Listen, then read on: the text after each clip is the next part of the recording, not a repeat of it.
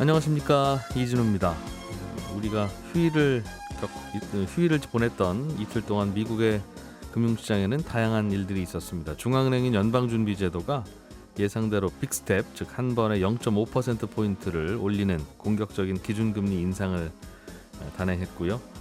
그보다는 더 많이 올리지 않을까 불안했던 시장이 그래도 좀 안도하는 분위기인가 싶더니 또 간밤에 미국 증시는 크게 내렸습니다. 오늘 센터뷰 시간에는 오늘 주식시장 이야기, 앞으로 대응 어떻게 해야 될지, 또 시장에서는 어떤 목소리가 나오고 있는지 좀 들어보겠습니다.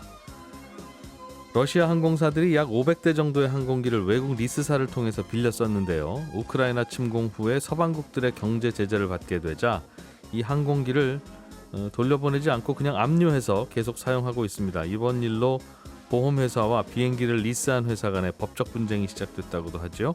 오늘 글로벌 리포트 시간에는 이 소식을 비롯한 다양한 나라 밖의 경제 소식들 모아서 또 들어보겠습니다. 손에 잡히는 경제 플러스 광고 듣고 시작합니다. 네, 간밤에 미국 증시는 급락했다는 말씀은 전해드렸고, 오늘 우리 시장도 코스피는 1.5% 정도, 코스닥은 1.8% 정도 하락 중입니다. 신한금융투자의 이선엽 영업부장 모시고 도대체 무슨 일이 벌어지고 있는 건지 좀 들어보죠. 어서 오십시오. 예, 안녕하십니까. 미국에서 간밤에 무슨 일이 있었는지부터 조금 자세하게 설명을 해주세요. 전일은 그러니까 원래 FOMC 있던 날은 굉장히 크게 올랐었는데 네. 어제는 이제 도로 이거보다 더 많이 내리지 않았습니까? 예.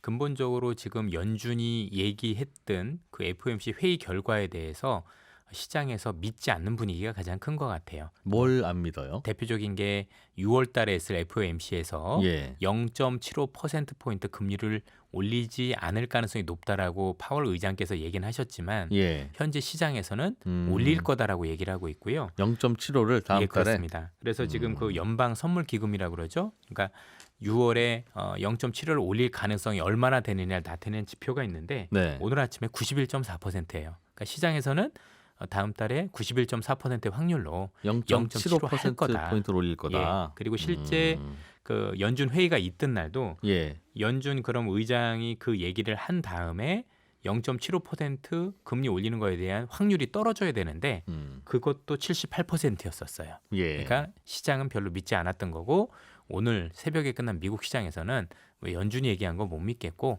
0.75 이상 할 거다. 왜 이렇게 생각들을 하게 되냐면 기본적으로 연준 성명서에서 보면 지금 물가를 굉장히 급등시키는 원인들 중에서 네. 최근에 있었던 우크라이나 침공과 관련된 이슈를 변수에서 상수로, 즉 일시적인 요인이 아니라 장기적인 어떤 변수로 얘기하기 시작했고 여기에다가 중국과 관련된 봉쇄도 예. 이제는 새로운 변수로 등극을 시켰는데 상식적으로 볼 때도 우크라이나 침공과 관련된 사태가 단기간에 해결될 가능성이 없어 보이고 그렇죠. 또 중국의 봉쇄와 관련된 여부도 지금보다 더 강해지면 강해질지 약해질 조짐이 없다 보니까 자 그럼 이렇게 물가를 올리는 요인들이 자기네들이 얘기했던 이 변수 자체가 더 악화되고 있는데 다음번에 0.75를 안 올린다는 걸 어떻게 믿겠어? 여기에다가 최근에 발표됐던 그 노동시장에서 임금이 올라가고 있는 부분들 예. 이런 것들도 있다 보니까 전체적으로 연준의 발언보다는 시장에서 벌어지고 있는 일들에 초점을 맞추다 보니까 사실 연준으로 인해 올렸던 부분들이 이제 되돌림 현상이 나타났다고 보시면 될 것 같습니다. 연준을 못 믿는군요, 지금 그렇습니다. 투자자들이. 예. 말하는 것도 못 믿겠고 운전 잘 할 거라는 것도 못 믿겠고. 그러다 보니 시장 변동성은 굉장히 커지고 있는 거죠. 대개는 금리 경기 좋으니까 연준이 금리 올리겠지라고만 믿으면 신경 안 써도 되는 건데 저 친구들이 저거 금리 너무 많이 올리다가 시장 다 이게 깨뜨리겠구나 하는 걱정을 노골적으로 하는 모양입니다. 실제 그런 현상들이 많이 나타나고 있는 게 이번에 그렇잖아도 미국의 1분기 성장률이 마이너스가 나서 예. 이걸 어떻게 보고 있느냐라고 얘기를 했고 또 이렇게 긴축을 강하게 하면 경기 침체로 흐르지 않겠느냐 얘기에 대해서 연준은 반박을 했죠. 네. 1분기 경제 성장률 안 좋았던 건 일시적인 현상일 거다. 그러면서 됐던 게 가계 지출이 여전히 좋고 고정 투자, 즉 설비 투자가 지속되고 있기 때문에 그렇게 걱정할 요인이 아니다라고 설명서에서 발표를 했고요. 네. 또 우리가 알고 있는 경착륙, 즉 경기가 향후에 2분기 이상 침체가 되는 경기 침체 우려에 대해서 그렇지 않을 거고 쉽진 않지만 우리는 연착륙 할 수 있다라고 얘기를 하는데 시장에서는 거기에 대해서도 여전히 반신반의하고 있는 그런 생각이다 보니까 네. 연준의 생각과 시장의 생각이 여전히 다른 모습을 보이고 있고 그런 간극 안에서 시장이 방향을 잡지 못하 보니까 급등락하는 이런 현상들이 시장에서 벌어지고 있습니다. 그럼 시장에서 걱정하는 건 정확히는 뭘까요? 즉 이렇게 물가가 많이 오르는 건 안 좋은 일이잖아요. 맞습니다. 시장에서도 물가가 많이 오르면 소비가 줄어들 걸 거고 뭐든 잘 안 돌아갈 테니까. 그럼 걱정하는 건 이렇게 물가가 계속 올라가는데 연준이 물가를 못 잡을 것 같다. 이제 그런 걱정이 하나 있을 거고. 그럼요. 아니면 금리를 저렇게 많이 올린다고 하니 잡기는 잡을 텐데 너무 요란하게 잡는 바람에 오히려 경기를 나쁘게 만들 거다. 물가도 잡지만 경기 나빠지면 물가 내려가잖아요. 그러니까 오히려 디플레이션 같은 불경기가 올 것 같다. 그게 걱정입니까? 지금 두 가지가 같이 있다라고 보셔야 되는 게 다시들 아시다시피 지금 연준이 금리를 올린다고 해도 우크라이나 사태라든가 아니면 중국의 봉쇄가 풀리는 건 아니지 않습니까? 네. 그럼 여기서 금리가 계속 오른다라면 결국 쓸 수 있는 유일한 방법은 수요를 훼손시키는 방법, 그러니까 경기를 부러뜨리는 방법 외엔 없다라고 생각하는 게 불안감인 것 같아요. 네. 자, 앞서 말씀하셨던 연준이 인플레이션에 대응을 못해서 나중에 못하는 방법은 정말 있어서는 안 될 일이 되겠지만 그게 아니라고 생각해서 긍정적으로 바라본다고 하더라도 예. 결국 그러면 인플레이션 꺾기 위해서는 경기를 훼손시키는 것밖에 방법이 없을 텐데 어느 쪽이 됐든지 간에 시장에서는 불안할 수밖에 없다라고 보는 거고 진짜 이거는 경기가 좋아지고 또 거기에 인플레이션을 잡기 위해서 유일하게 좀 해야 되는 건 기도밖에 없는 거 아니겠습니까? 네. 빠르게 우리가 알고 있는 중국의 봉쇄가 완화가 되고 또 이 우크라이나 침공이 빨리 끝났으면 하는 건 우리의 바람인 거지. 네. 실제 정책으로 할 수 있는 일도 아니다 보니까 궁극적으로 그렇게 보면 정책으로 쓸 수 있는 카드가 어느 경우가 됐든지 간에 시장에 부담이 될 수밖에 없다. 이런 현상들에 대해서 시장은 많이 고민하고 있는 것 같습니다. 그러면 이 부장님께서도 시장의 전망에 동의하세요? 즉 다음 달에도 미국이 크게 올릴 거야. 0.75%포인트 정도. 그래서 금리를 빠르게 올릴 거라고 보시는 쪽입니까? 아니면 시장이 좀 너무 걱정을 많이 해라고 생각하시는 쪽입니까? 실제 0.75%포인트를 올리지 못할 가능성이 무게를 두고 있는 게 예. 연준 의장이 0.75%포인트를 현재 고민하고 있지 않다라는 의미 안에는 뭐냐면 0.75 이상 올리면 어차피 경기가 침체된다라고 봤기 때문입니다.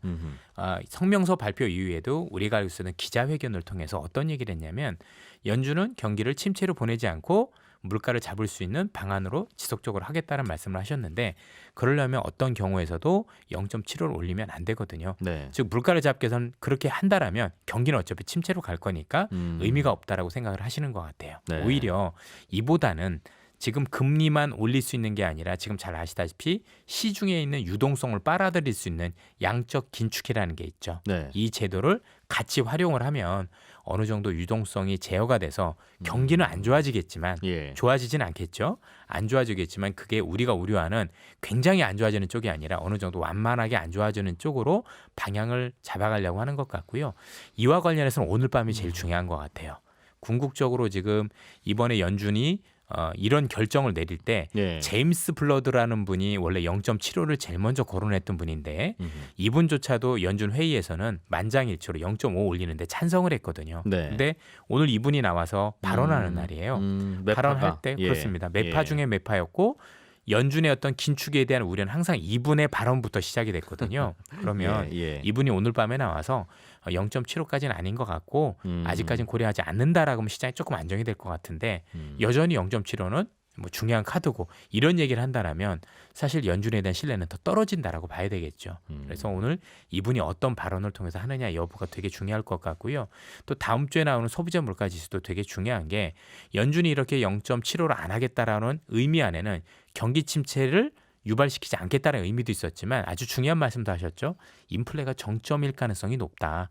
자기네들이 그 PCE 지표를 통해서 그런 거에 대한 어떤 지표를 아이디어를 얻고 있다라고 얘기를 했는데 물가 상승률을 그렇습니다. 매달 보고 있는데 그렇습니다. 보니까 더 많이 오르지는 않을 것 같다. 여기가 예. 거의 정점일 것 같다. 그런 그 지표가 이제 지난달에 아시다시피 소비자 물가 지수가 8.5% 나왔는데 네. 유의미하게 떨어지고 단순히 물가가 지표가 떨어지는 게 아니라 거기서 노동 관련 지표가 굉장히 중요하지 않습니까?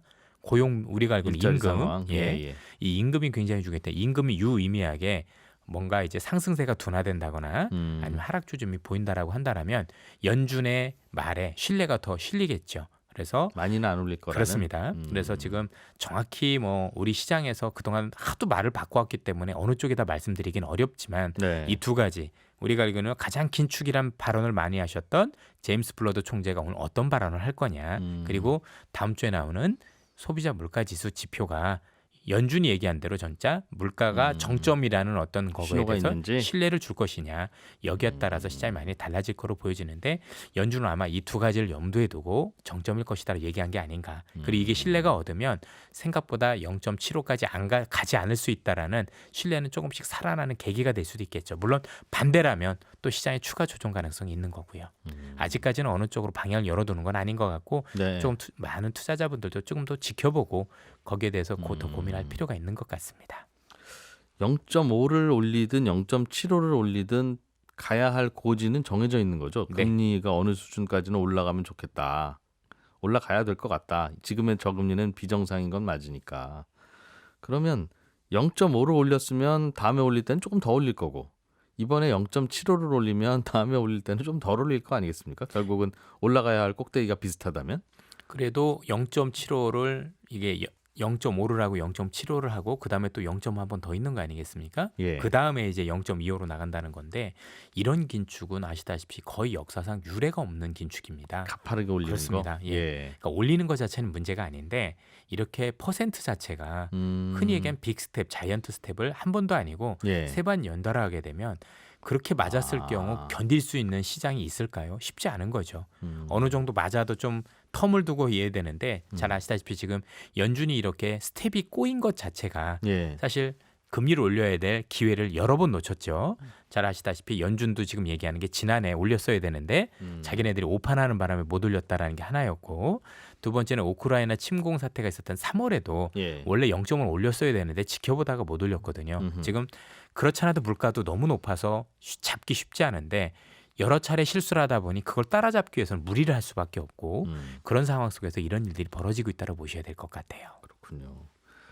결국은 그러면 매달 발표되는 물가 지표 그리고 매달 발표되는 미국의 임금 상승률 이거 두 가지가 좀 상승세가 둔화되고 완화돼야 그래야 이제 돌고 돌아서 주가도 좀 덜 빠지고 오를 거라는 뜻이네요. 예, 그렇습니다. 지금 그 이번에 연준은 애써 부인했지만 가장 중요한 요인들이 지금 우크라이나하고 중국이란 변수도 맞지만 사실 이건 그런데 평생 갈 변수는 아니지 않습니까? 어느 시기가 되면 완화가 될 텐데 네. 제일 무서운 건 임금 상승발입니다. 요즘에 즉, 미국에서 예, 벌어지고 있는 이 임금 상승발 물가 상승이 고착화되면 이건 말 그대로 이제 우리가 알고 있는 물가를 단순히 잡아야 되는 게 아니라 실제 경기를 훼손해서라도 잡아야 되는 요인이 된다는 점에서 그래서 임금 상승발 요인이냐 아니냐에 대해서 이번에 그래서 기자들이 많이 질문을 했었고 거기에 대해서 연준은 아직까지는 아니다라고 얘기를 했는데 이게 만약에 시간이 지날수록 임금 상승발 요인으로 가게 되면 사실 답이 안 나오고 우리 시장이나 글로벌 시장에도 굉장히 부담이 될 수밖에 없거든요. 그래서 앞서 말씀드렸던 뭐 여러 가지 요인들 뭐 우크라이나 또는 중국 봉쇄와 관련해서도 굉장히 중요하게 봐야 되겠지만 이 임금 상승 이런 것들이 고착화될 수 있는지 여부도 굉장히 좀 우리가 많이 지켜봐야 될 변수가 아닌가 싶습니다. 아직까지는 판단이 굉장히 이른 시점인 거죠. 그 팬데믹은 이제 끝날 것 같아서 이것저것 다시 문도 열고 직원도 뽑으려고 하는데 그 사람이 없다면서요? 그렇게 정말. 예, 그렇습니다. 사람이 없는 이유가 아시겠지만 여러 가지가 있었던 게 이게 참 운이 없는 게 원래 미국에서 수많은 노동자들을 채우는 게 대부분 이민자들이 굉장히 많습니다. 멕시코, 네. 뭐 중남미 그렇습니다. 등등에서. 근데 예. 이런 이민자들이 1년이 아니고 한 6, 7년 동안 이민자들이 못 들어왔어요. 최근에 네. 우리가 알고 있었던 현재 있던 바이든 대통령 말고 트럼프 대통령 때부터 이민자들을 제어했었죠. 예. 4년간 이민자들을 제어했었고 또 코로나 기간 동안 또 이민자들이 못 돌아왔죠. 이 6년 이상의 이민자들이 못 돌아오다 보니까 노동자들이 부족해진 게 1차적인 원인이 될 수 있고요. 예. 두 번째는 잘 아시다시피 코로나로 인해서 실제 은퇴하신 분들도 많이 늘어났고 또 아이를 키우고 있는 여성분들 같은 경우 또 두려우니까 예. 아예 구직을 포기한 경우들도 있었고 아직도 직장 못 네. 나가고 있고. 또 일부지만 부자가 돼서 아예 시장에서 떠난 분들도 계시고 정말 많은 요인들이 있는데 그중에서도 가장 큰 요인을 들자라면 지금 말씀드렸던 이 이민자들이 계속적인 수급을 해줬었다라면 이 정도까지는 아닐 텐데 예. 지금도 쉽지 않은 우리나라도 보시면 우리나라도 그 동남아에서 많은 분들이 오셔서 흔히 얘기하는 그 공장들에 이렇게 많이 취직해 계시는데 실제 이분들이 지금 유입이 안 되면서 공장에서 지금 임금도 올라가고 이런 일들 많이 벌어지잖아요. 네. 결국 이동의 자유가 있어야 이민의 자유가 있어야 이런 어떤 노동시장의 공급도 원활해질 텐데 쉽지 않은 거죠. 그런데 연준은 어제 성명서 발표를 통해서 엔데믹으로 가고 있고 팬데믹이 끝나가니 이제 밖에서 있던 사람들이 곧 노동시장에 뛰어들 거다. 그렇게 되면은 임금 상승률이 둔화될 거니까 거기에 대해서는 우려하지 말라고 얘기는 하는데 그건 조금 더 지켜보고 우리가 봐야 될 것 같아요. 그 이민이 다시 들어올지. 그렇죠. 안 들어올 수도 있는 거죠. 시간도 걸리겠고 그 사이에 또 이것저것 직원 구하기 경쟁이 벌어지면 계속 너도 나도 올려주겠다고 하면서 저쪽에서 올려준다고 하니까 여기선 사표 내고 엉망이더군요. 정말 그렇습니다. 밖에서 보면. 예.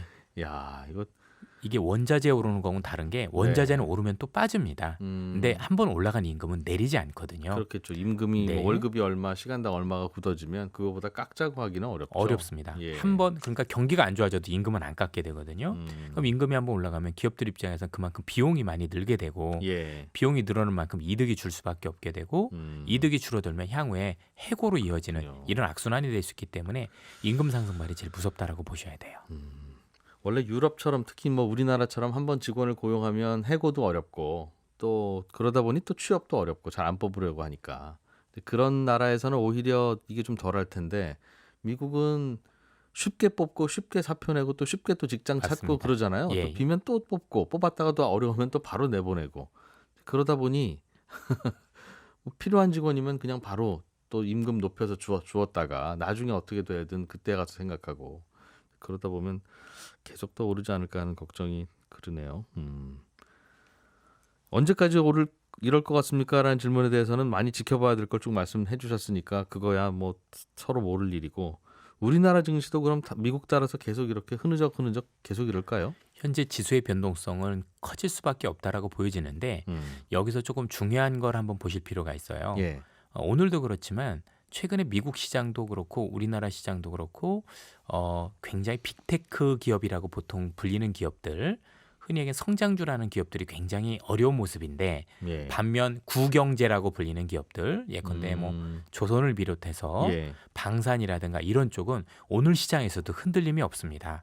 사실 현재 경제의 모습을 보면 미국에서도 1분기 성장률이 나빴지만 고정 투자가 늘고 있다라는 말씀을 잠시 전에 드렸는데 네. 고정 투자란 미국에서 현재 새로운 공장들이 많이 지어지고 있다는 얘기거든요. 아, 이 바깥에 얘기는 나갔던 공장들 그렇습니다. 들여오는 예. 모양이네요. 그러니까 예. 미국의 경제 구조 자체가 그동안 빅테크를 중심으로 한 신경제 중심에서 최근에 구경제 중심의 경제로 많이 옮겨가고 있습니다. 이거는 네. 우크라이나라 사태라든가 여러 가지 세계화가 탈세계화로 가면서 벌어진 현상들이고요. 예. 그래서 제가 보기엔 현재 시장이 굉장히 어렵고 힘든 건 맞는데 가장 큰 틀에서 보면 경제 구조가 변하고 있고 그 구조와 관련해서 새롭게 확장이 되는 이런 구경제와 관련해서는 주가 흔들림도 없고 향후에도 더 좋아질 가능성이 높다라고 볼 때는 지금 지수가 힘들다도 중요하지만 네. 어느 쪽에 내가 포커싱을 두고 있느냐에 따라서 그 어려움과 시장에서 느끼는 온도차가 굉장히 크다라고 생각을 합니다. 그럼 우리나라 구경제 인더스트리는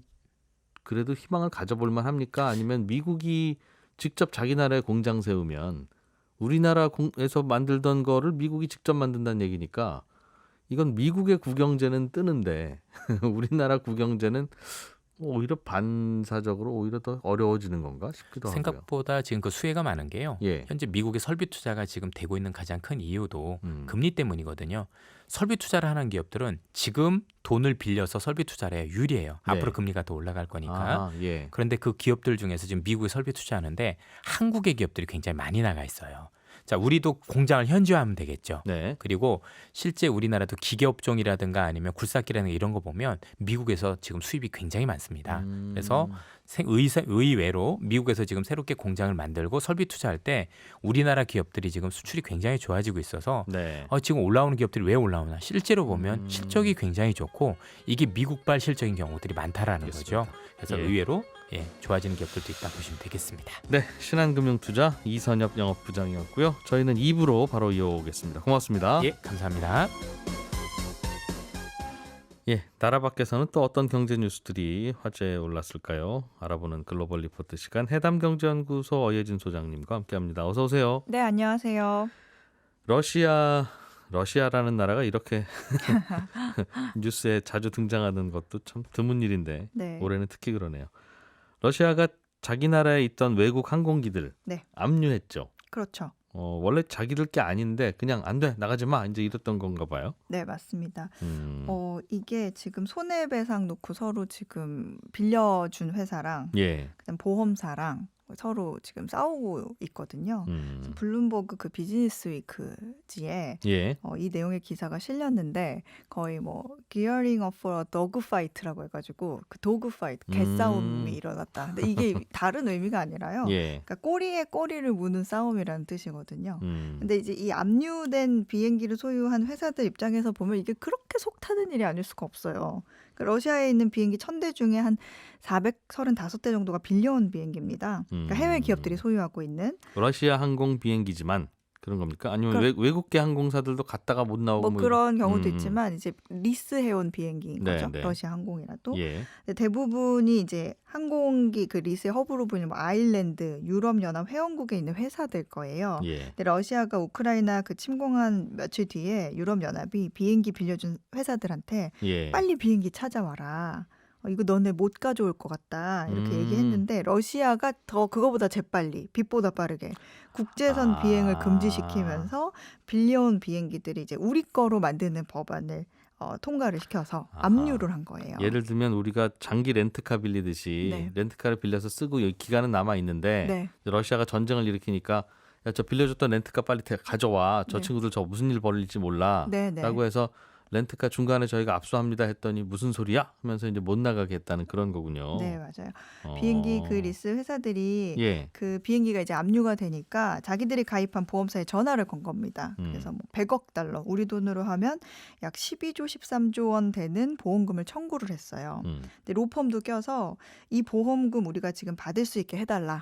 이렇게 해가지고 대응에 들어갔는데 이제 보험사 측, 정확히는 이제 세계 최대 보험 조합인데 런던의 그 로이드사가 자신들이 이 보험금 청구를 거부할 수 있는지 지금 자문하기 위해서 또 로펌을 고용한 것으로 알려지면서 예. 이제 양측이 이제 맞서고 있는 상황이죠. 보험사들은 이제 자기네가 아닌 러시아가 보험금을 줘야 된다 이런 주장이에요. 러시아가 사고를 냈는데 러시아가 뭔가 이런 일은 천재지변 같은 거라서 네. 보험으로 처리할 일이 아닙니다라는 주장이군요. 보험사는. 네. 이제 비행기 뺏긴 쪽은 우리가 이럴 때 대비해서 보험 들어놨는데 무슨 소리냐 그러는 거고. 이게 규모가 만만치 않은가 봐요. 네, 맞습니다. 이 러시아 항공사에 임대를 준 그 주요 리스 회사들을 보면요. 세계 최대 항공기 리스사인 에어캡 비롯해서 한 10곳 정도 되거든요. 근데 에어캡 같은 경우에는 지금 발이 묶인 113대의 항공기가 있는데 네. 손실만 35억 달러, 우리 돈으로 하면 4조 4천억 원의 보험금을 청구를 했어요. 네. 또 제트기 지금 27대가 압류된 에어리스 코퍼레이션이 있는데 여기는 청구 금액이 뭐 1조 원, 뭐 이 정도 수준이거든요. 예. 그러니까 이들이 주장하는 손해는 러시아에 남겨진 항공기 가치 손실에 대한 보상이에요. 네. 압류된 항공기는 다시 돌려받아도요. 지금 돌려받으면 항공기를 다시 사용이 안 된대요. 왜냐하면 왜냐하면 EU 항공 안전국하고 미국 연방 항공청이 그 정비 기록, 뭐 운행 기록 같은 그 비행기 데이터가 완벽하지 않으면 운항할 수 없도록 하고 있거든요. 러시아에 압류된 동안 혹시 뭐라도 설치되었을 수도 있고 그러니까. 뭐 그럴 수도 있고 정비를 안 했을 수도 있고 정비 기록이 누락돼 있을 수도 있고 근데 이제 뭐 엔진 부품 이런 것들 같은 경우에는 러시아 예. 제재 때문에 외국에서 지금 러시아로 못 들어가고 있거든요. 아하. 예. 그러니까 정비도 제대로 안 됐을 거니까. 네, 그래서 되찾아오더라도 뭐 EU 항공안전국, 미국 연방항공청이 안전 문제로 운항을 불허한다 이런 네. 의견을 냈어요. 그러니까 화물기로는 가능을 한데, 사람 안 타니까. 네, 근데 이게 또 이것도 정비나 운항 기록을 다시 구성을 해야 돼요. 그러려면 유지, 뭐 보수, 안전 점검 다시 다 해야 되잖아요. 네. 또 비용이 크게 들어가겠죠. 그래서 이거는 보험회사가 물어달라고 한 거고. 네. 보통 이런 경우에는 보험회사가 물어주기로 하고 보험계약을 체결했을 텐데 보험회사는 전쟁 같은 일이 벌어지면 이건 천재지변이라 우리가 다 못합니다 하는 이런 뭔가 예외 조항 이걸 가지고 좀 다투는 모양이겠군요. 네, 맞습니다. 사실 원래는 전쟁 뭐 이런 거 해줬어요, 보상. 근데 그 911 9.11 테러 발생하고 며칠 뒤에 네. 보험사들이 그 항공사들의 전쟁과 테러에 대한 보상 정책을 취소해 버렸어요. 이렇게 그러니까 비단 항공기뿐만 아니라 모든 보험에 적용을 그 했거든요. 뒤부터는 전쟁은 다 빼.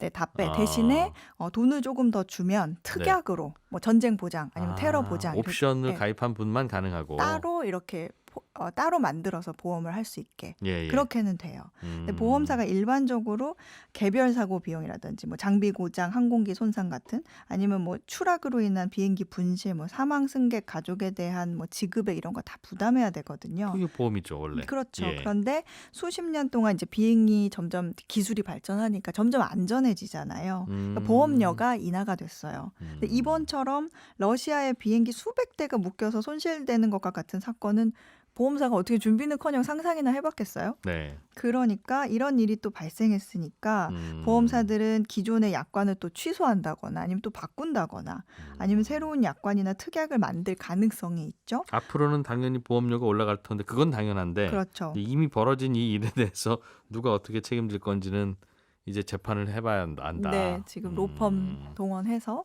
예. 네, 서로. 일단은 보험회사가 불리한 듯한 느낌은 드는데 말씀하시는 거 보니까 일단은 그래도 뭐 재판해봐야지 이 큰 돈을 어떻게 갑자기 줍니까 하는 이야기를 안에서는 하겠네요. 네. 야, 그러니까 이게 서로 한 번도 있지 않았던 일이 벌어지는 거죠.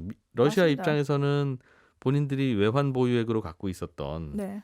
유로화, 달러 이거 저 서방의 금융회사에다 예치해 놨는데 예금주는 러시아 이렇게 써 있는데 그냥 안 돼 이 친구들아 못 가져가 이제 이렇게 막아버리니까 네. 그럼 좀 우리나라에 있는 비행기 우리 거다 그럼 뭐 몰라 이제 법이고 뭐고 몰라 이렇게 되는 네. 거군요. 알겠습니다. 인플레이션 이야기 네. 중에 푸드뱅크라고 하는 글로벌 식품 지원 단체가 있는데 네. 여기가 이제 남는 음식들이나 이런 것들 좀 잘 받아서 어려운 사람들한테 주는 그런 곳인가 봐요. 네, 맞습니다. 여기도 좀 뭔가 문제가 있는 모양입니다. 네, 푸드뱅크라는 게요, 1967년에 미국에서 처음 생겨났거든요. 근데 처음에는 말씀하신 것처럼 뭐 식당이나 식료품 가게들이 뭐 포장이 손상됐다거나 팔 수 없게 아니면 유통기한이 뭐 임박한 거, 조금밖에 남지 않은 음식을 버리는 거를 보고 어떤 사람이 그것들을 모아서 그럼 어려운 사람들에게 나눠주자 하는 생각으로 만들어졌어요. 그래서 뭐 식품의 생산이라든지 유통이라든지 판매, 소비 각 단계에서 발생하는 먹거리를 개인에게 지원하는 복지 서비스 단체인데 예. 이게 1980년대 미국에서 급속도로 성장을 하거든요. 그러니까 복지 향상을 목표로 하는 정치인들이 푸드뱅크에 로비를 무지하게 한 덕분입니다. 근데 이제 푸드뱅크는 음식을 이제 어려운 사람들한테 공급하는 방식도 우리가 흔히 생각할 때는 뭐 자원봉사 기부 차원하고 조금 달라요. 보통은 이제 식품 기부를 받으면 예. 패키지로 뭐 이렇게 온다고 하면 내가 안 좋아하는 거라든지 좀 필요 없는 식품도 억지로 받아야 되는 경우가 그냥 있을 수 나눠주니까. 있잖아요. 네, 그런데 푸드뱅크는 뭐 그런 방식도 있지만 사람들에게 일일이 나눠주는 게 아니라 어디 한 곳에 뭐 창고 같은 이런 팬트리를 만들거나 아니면 마켓을 열어가지고 필요한 사람들이 와서 직접 원하는 음식을 가져가도록 하고 있어요. 예. 네, 그래서 뭐 그 사진 자료를 보니까 뭐 미네소타의 푸드뱅크다 하고 창고 사진을 보니까 우리가 뭐 적당히 넓은 창고에서 이렇게 할 것 같은데 여기는 뭐 정말 대형 마트 같은 그런 어마무시하게 큰 창고에 그 팔레트 한가득 통조림들이 거의 뭐 새 통조림처럼 남는 거 재고로 남은 거 다 쌓아놓으니까 우리가 벌크로, 쇼핑하듯이 네, 벌크로 담아가세요 이렇게. 하는 건가 보군요. 네, 그래서 예. 푸드뱅크가 프랑스, 독일 같은 이런 유럽 연합 국가들과 같이 주로 이제 사회복지 선진국들을 중심으로 발전을 주기는 했는데 네. 지금은 미국 외에도 44개 국가의 푸드뱅크가 있어요. 우리나라에도 있어요? 우리나라에도 있습니다. 다만 이제 다른 나라는 주로 민간 비영리 기관에서 운영되는 게 일반화돼 있는데 네. 한국은 보건복지부 산하의 공공기관인 한국사회복지협회에서 위탁받아서 사업을 하고 있어요. 공공기관이 한다. 네, 그래서 광역 푸드뱅크만 한 18개가 있는데 우리나라는 남는 음식들을 어디서 구해서 그럼 이런 푸드뱅크를 운영하죠? 뭐 주로 뭐 CJ 제일제당 뭐 농심 같은 뭐 크고 작은 식품업체들 기부를 통해서 되고 있고요. 개인도 기부를 하고요. 네. 그렇군요. 예. 그런데 뭐가 문제입니까? 이게 푸드뱅크의 도움을 필요로 하는 미국인들이 기하급수적으로 너무 늘어나다 보니까 식품 물가가 오르니까. 네. 이 저소득층 입장에서는 제한된 그 수입으로 생활을 해야 되다 보니까 인플레이션이 이렇게 크게 발생을 하면 이제 먹는 거부터 식품 구매부터 먼저 줄이잖아요. 음흠. 근데 푸드뱅크는 주로 이제 기부를 받아서 식품을 공급하는 곳이기 때문에 예. 물가가 올라서 식품을 구입하느라 어려워졌다 이거라기보다는 식량 원조에 대한 수요가 급격하게 증가해서 어려워졌다 이렇게 볼 수 있거든요. 지난 3월 기준으로 미국 200개 푸드뱅크의 약 65%가 전달에 비해 도움이 필요한 사람들의 수요가 증가했다. 사람들이 점점 많이 오시더라. 네. 근데 이 수요 증가를 경험한 푸드뱅크 비중이 작년 12월과 비교하면 2배 이상 증가했대요. 그러니까 음식을 그냥 동네 슈퍼마켓에서 사 먹다가 안 되겠다 너무 힘들다 싶어서 푸드뱅크로 발길을 돌리는 분들도 많아졌을 거고. 네, 코로나 때는 거의 1시간 동안 줄을 서야 음식을 얻을 수 있을 정도로 그랬다고 합니다. 그렇군요. 네. 기부도 좀 줄어들었을 것도 같고. 네. 우리나라도 마찬가지겠네요. 우리나라 푸드뱅크도. 우리나라도 마찬가지입니다. 우리나라도 지금 팬데믹으로 제품 기부가 한 10% 정도 줄고요. 예. 자선 협력 기관이 이제 문을 닫은 가운데 이제 한국에서만 10만 명이 추가로 긴급 식량 지원을 요청했다 그래요. 네.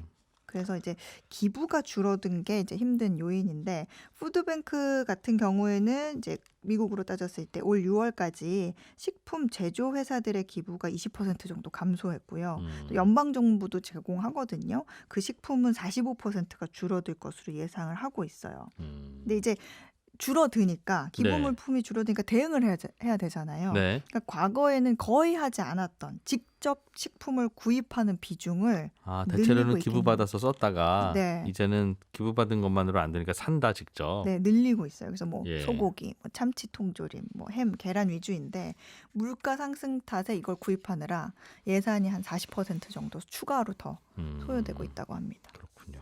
여기도 이런 일이. 중국 이야기도 좀 하나 들어와 있는데요. 네. 중국은 어떤 일이 벌어지고 있습니까? 중국은 지금 제로 코로나 정책하고 있잖아요. 예. 그런데 뭐 상하이, 베이징까지 정말 계속 코로나 확진자가 발생하다 보니까 계속 셧다운을 늘려가고 있거든요. 예. 그러니까 외국 기업들이 불만이 많아져요. 그래서 올해 초보다 2배 더 많은 특히 유럽 기업들이 중국에서 시장에서 투자를 멈출까 말까 이렇게 저울질을 하고 있다. 아예 집 밖으로 못 나오니까 직원들이 일도 못 하고. 네.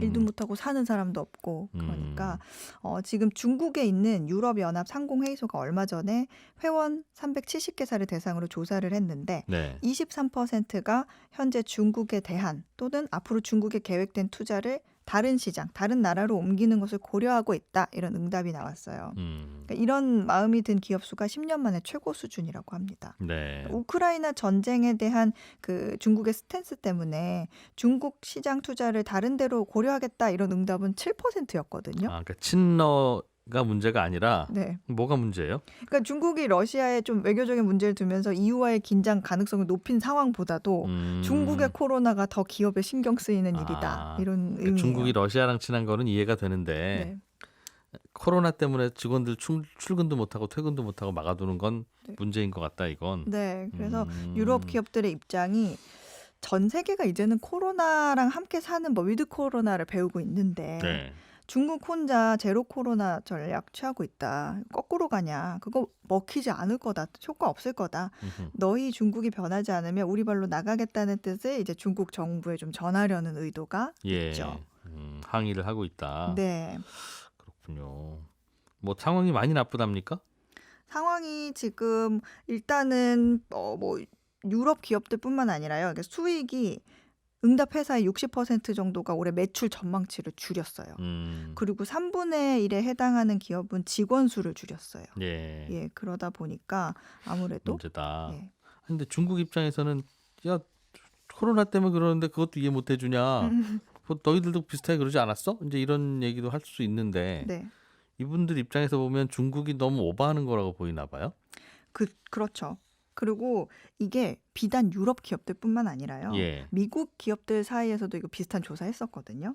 근데 또 같은 의견 나왔고요. 예. 아무래도 중국 내 이제 자동차, 뭐 화장품 회사들이 많아요. 유럽에. 유럽 예. 기업들 중에 음흠. 뭐 그래서 크리니크 바비 브라운 같은 브랜드 가지고 있는 에스티 로더가 있는데 네. 여기가 조금 불만이 많은 것 같아요. 여기 전체 사업의 한 3분의 1 이상이 중국이 차지하고 있거든요. 중국 매출이 많은데. 네. 근데 이제 우리나라 같은 그런 아시아 국가들에서는 위드 코로나로 뭐 사무실 복귀도 하고 집 밖으로 안 나오니까 화장품 안 쓰시더라. 네. 구입이 오히려 늘고 있는데 중국 시장이 너무 큰데 오히려 중국은 때문에 아시아 태평양 지역 매출이 지금 떨어지고 있다. 네, 그래서 지금 매출 전망치를 올 7월까지 올 초부터 약 6개월간의 매출 전망치를 거의 절반으로 줄였습니다. 그러니까 이게 기업하는 경우 분들은 뭐 어려운 거는 어려운 거대로 이해는 될 텐데 이게 네. 언제 어떻게 뭐가 돌변할지 모른다는 거. 그렇죠. 올해 초만 해도 올해 경기 꽤 괜찮을 겁니다. 물가도 안정될 겁니다. 그랬는데 갑자기 러시아가 우크라이나 침공하는 맞아요. 바람에 이제 이렇게 코로나도 됐고. 끝나고 다 회복되겠다 했는데 뭐 그거야 어떻게 예상하겠어요? 맞죠. 그렇기도 맞아요. 하고 네. 중국이 갑자기 이렇게 나오고 될지를 즉 코로나가 번지면서 네.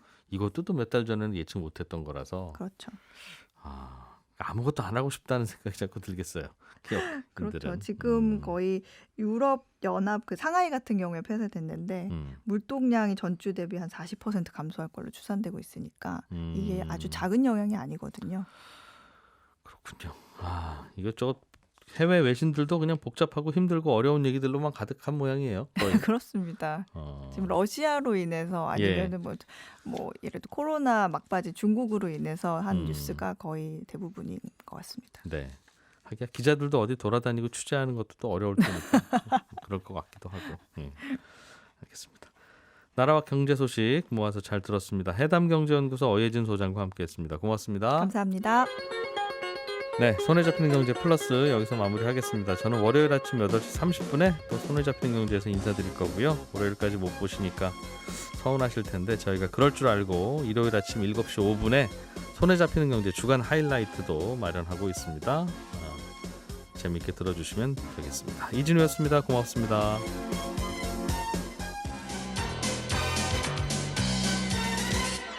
더 깊고 더 재미있는 경제 이야기 이진우의 손에 잡히는 경제 플러스.